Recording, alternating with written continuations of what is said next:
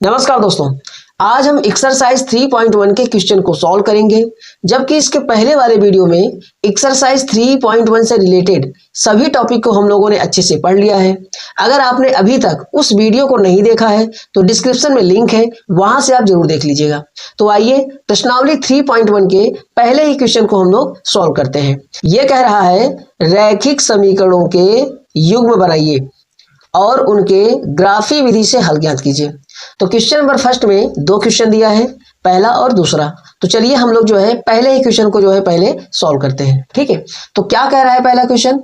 कक्षा 10 के 10 विद्यार्थियों ने एक गणित की पहेली प्रतियोगिता में भाग लिया। यदि लड़कियों की संख्या लड़कों की संख्या से 4 अधिक हो तो प्रतियोगिता में भाग लिए लड़कों और लड़कियों की संख्या ज्ञात कीजिए।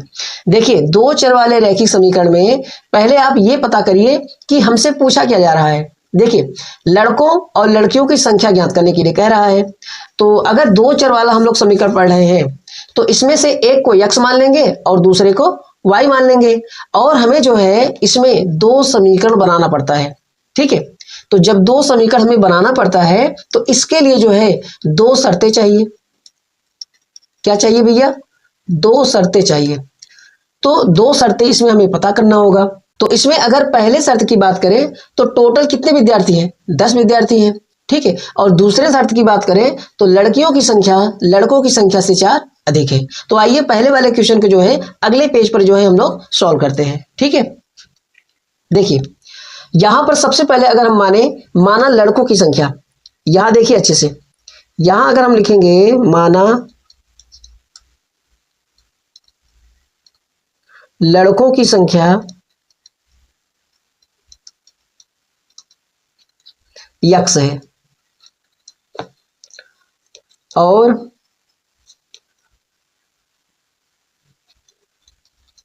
लड़कियों की संख्या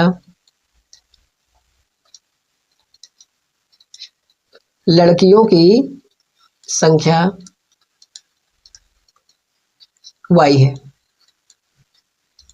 ठीक है, लड़कों की संख्या हमने x मान लिया है और लड़कियों की संख्या जो है y मान लिया है। ठीक है, तो यहां अब हम लिखेंगे प्रथम शर्त के अनुसार। क्या लिखेंगे? प्रथम शर्त के अनुसार।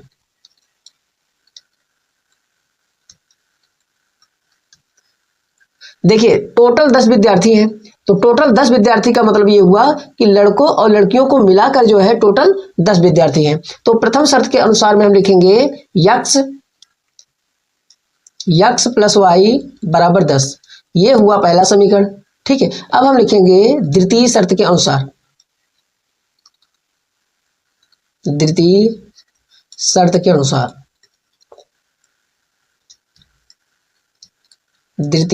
अनुसार अच्छा, द्वितीय शर्त में क्या कह रहा है? ये कह रहा है कि लड़कियों की संख्या लड़कों की संख्या से 4 अधिक है। यहां आप ये बताइए कि लड़कियों की संख्या ज्यादा है कि लड़कों की संख्या ज्यादा है। ये कह रहा है कि लड़कियों की संख्या लड़कों की संख्या से 4 ज्यादा है, मतलब कि लड़कियों की संख्या ज्यादा है और लड़कों की संख्या कम है। तो जो संख्या कम है, जिनकी संख्या कम है, उसी में हम 4 जोड़ देंगे तो दोनों साइड बराबर हो जाएगा। यहां देखिए,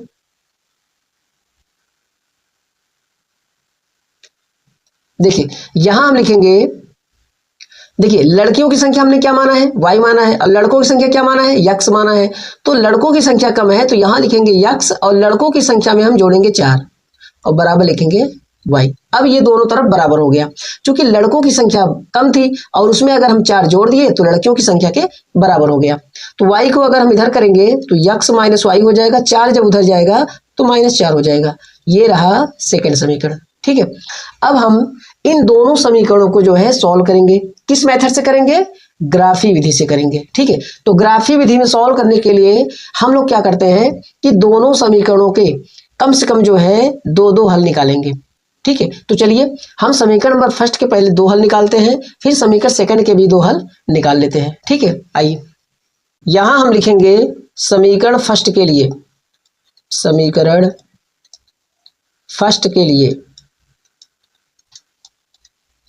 ठीक है, यहां हम टेबल बना लेंगे। यहां लिखेंगे x और यहां लिखेंगे y। ठीक है, चलिए यहां देखिए समीकरण फर्स्ट में अगर हम x की वैल्यू 5 रख दें अगर हम x की वैल्यू कितना रख दें 5, तो y की वैल्यू कितनी आ जाएगी, इस तरह देख लीजिए यहाँ पर। अगर हम x की वैल्यू अगर हम 5 रखेंगे तो y की वैल्यू अगर हम निकालेंगे तो 5 उधर चला जाएगा, तो y बराबर हो जाएगा 10 माइनस 5, तो कितना आ गया 5। तो यहाँ अगर हम लिखें x की वैल्यू 5 लिखेंगे तो y की भी वैल्यू 5 ही होगी। ठीक है, अब हम दूसरा हल निकालते हैं। अगर हम x की वैल्यू 7 ले, कितना ले भैया 7, तो 7 जब उधर जाएगा 10 के पास जाएगा, तो इस तरह जो है अगर हम x की वैल्यू 7 लिखें तो प्लस y बराबर 10, जब 7 उधर जाएगा तो कितना हो जाएगा 10 माइनस 7, 10 में से 7 घटेगा तो कितना आ जाएगा 3, तो y की वैल्यू कितनी आ गई 3 आ गई। ठीक है, तो इस तरह जो है पहले वाले समीकरण के हम लोगों ने 2 हल निकाल लिए हैं। ठीक है, पहला हल है 5 5 और दूसरा है 7 3। ठीक है, तो आइए अब हम जो है सेकंड समीकरण के भी हल निकालते हैं। समीकरण सेकंड था x माइनस वाई बराबर -4। ठीक है, तो चलिए यहां भी टेबल बना लेते हैं। यहां लिखेंगे x और यहां लिखेंगे y। ठीक है, तो चलिए इसमें y की वैल्यू रखकर x की वैल्यू हम निकाल लेते हैं। हम किसी की भी वैल्यू रख के जो है निकाल सकते हैं। जैसे समीकरण फर्स्ट में हमने x की वैल्यू रखी थी तो y की वैल्यू निकाली थी, तो इसमें जो है y की वैल्यू रख के जो है x की वैल्यू निकाल लेंगे। ठीक है, तो इसमें सबसे पहले जो है y की वैल्यू मान लीजिए कि चलिए -2 रखते हैं। कितना रखेंगे -2, तो यहाँ अगर हम लिखेंगे -2 तो x की वैल्यू कितनी आएगी, यहाँ सॉल्व कर लेते हैं। यहाँ लिखेंगे x, अगर y की वैल्यू -2 रखेंगे, यहाँ पहले से माइनस है तो ये हो जाएगा +2 बराबर हो जाएगा -4। जब ये +2 उधर जाएगा तो ये क्या हो जाएगा भैया -4 और -2। ठीक है, तो x बराबर कितना आ जाएगा -6, तो यहाँ लिखेंगे -6। ठीक है, तो चलिए अब हम दूसरा हल निकालते हैं।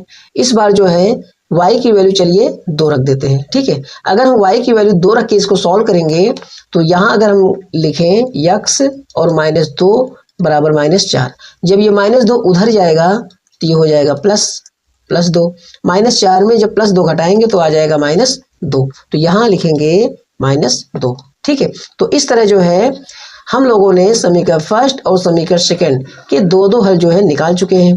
तो चलिए अब इन हलों को जो है ग्राफ पेपर पे जो है हम लोग अंकित करते हैं। ठीक है, तो चलिए सबसे पहले जो है समीकरण फर्स्ट के पॉइंट को हम यहाँ पे अंकित करते हैं। ठीक है, तो समीकरण फर्स्ट के जो है क्या हल निकले थे भैया, एक बार देख लेते हैं। देखिए निकला था 5 5 और 7 3, तो चलिए यहाँ इसको लिख लेते हैं। क्या निकला था भैया 5 5 था और क्या था 7 3।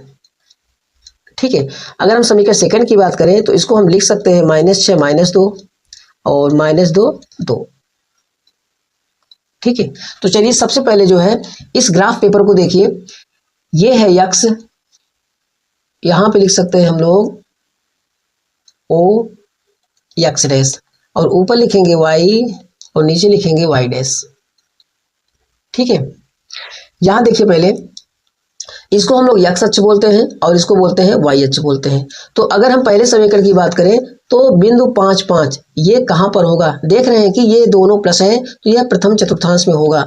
ये वाला जो है प्रथम चतुर्थांश है और ये जो है सेकंड है और ये वाला जो है थर्ड है और ये वाला क्या है फोर्थ है। ठीक है, अब देखिए पहले अगर हम 5 5 की बात करें तो ये पहले चतुर्थांश में पड़ेगा, चूंकि दोनों प्लस है तो x अक्ष पे पहले हम 5 पॉइंट गिनेंगे, तो 1 2 3 4 5 यहाँ है। ऊपर भी हम 5 पॉइंट गिन लेंगे, 1 2 3 4 5, तो पहला पॉइंट जो है आपका यहाँ पड़ेगा 5 5। ठीक है, तो अब जो है 7 3 को गिन लेते हैं, तो x अक्ष पे गिनेंगे हम 7 और y अक्ष पे गिनेंगे 3। ठीक है, तो 1 2 3 1 2 3 4 5 6 7 1 2 3, तो यहाँ आ जाएगा। ठीक है, तो ये वाला हुआ 5 5 और ये कितना है भैया 7 3। ठीक है, तो चलिए अब हम जो है दूसरे समीकरण के हल को जो है यहाँ पर अंकित करते हैं। तो पहला बिंदु है -6 -2, जबकि दोनों माइनस है तो ये तीसरे चतुर्थांश में पड़ेगा। तो चलिए सबसे पहले हम x अक्ष पे -6 को जो है काउंट कर लेते हैं। तो 1 2 3 4 5 6, ये माइनस में है तो x अक्ष पे गिना जाएगा लेकिन लेफ्ट हैंड साइड की तरफ। ठीक है, तो यहाँ पर जो है 1 2 3 4 5 6। ठीक है, और नीचे हम आएंगे 2 पॉइंट 1 2 यहाँ पर। ठीक है, तो ये हो गया -6 -2। ठीक है, तो चलिए अब हम जो है दूसरे पॉइंट को अंकित करते हैं। दूसरा पॉइंट है -2 और +2। ठीक है, ये दूसरे चतुर्थांश में पड़ेगा। तो सबसे पहले जो है हम -2 को जो है x अक्ष पर काउंट कर लेते हैं। तो 1 2, फिर ऊपर चलते हैं 1 2 यहां पर पड़ेगा। ठीक है, तो ये वाला बिंदु है -6 और -2, और ये वाला पॉइंट है -2 और 2। ठीक है, तो चलिए अब हम जो है रेखा खींचते हैं। ठीक है, तो चलिए सबसे पहले हम समीकरण फर्स्ट के लिए रेखा खींचते हैं। तो यहाँ हम इन दोनों बिंदुओं को मिला देते हैं। ठीक है, इस तरह जो है हम दोनों बिंदुओं को मिलाते हुए एक रेखा खींच लेते हैं। ठीक है, तो चलिए अब हम दूसरी रेखा भी खींच लेते हैं। अब हम इन दोनों पॉइंटों को मिलाते हुए एक रेखा और खींच लेते हैं।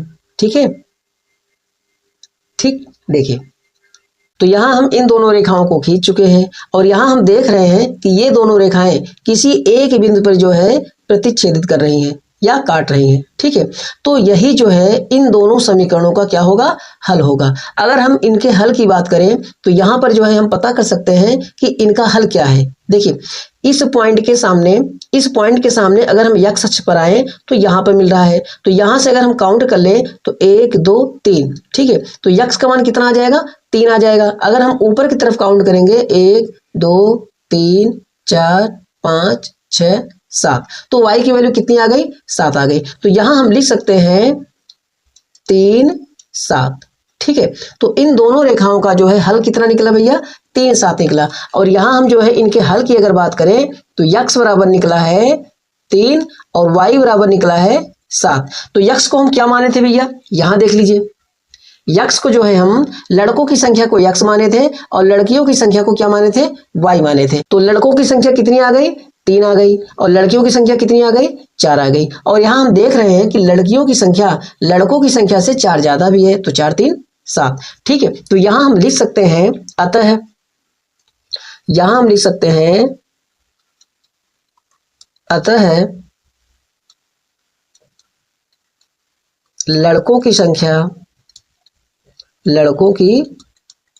संख्या बराबर 3